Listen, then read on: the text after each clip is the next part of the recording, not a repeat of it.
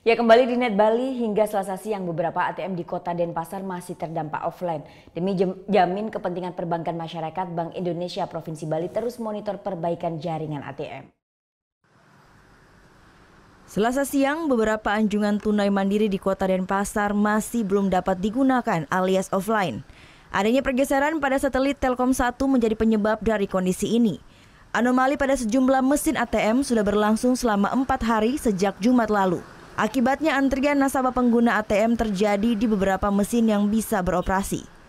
Masyarakat pun harus mencari alternatif lain jika ingin bertransaksi perbankan. Oh ya sih, pastinya sih mengganggu ya. Apalagi kalau kita lagi ada transaksi yang memang butuh cepat. Kemarin sih sempat coba, takutnya kalau kita antri, kalau ke banknya kan lumayan ya ngantri. Nah, sedangkan kalau di ATM kan biasanya lebih cepat. Cuman kemarin ya terpaksa mau nggak mau harus ke banknya untuk antri.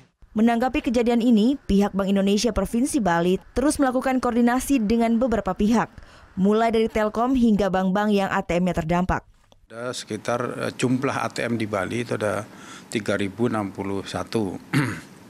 Sedangkan yang terdampak adanya anomali ini hanya sekitar 349.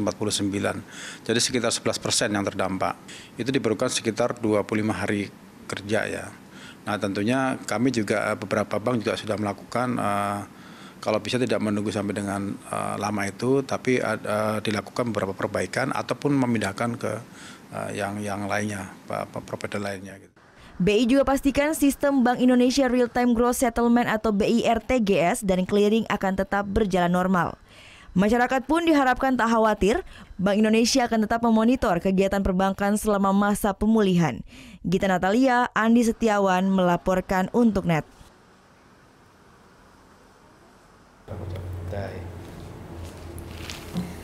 Udah selesai kan nontonnya? Nah, jadi jangan lupa buat like, komen, dan subscribe ya.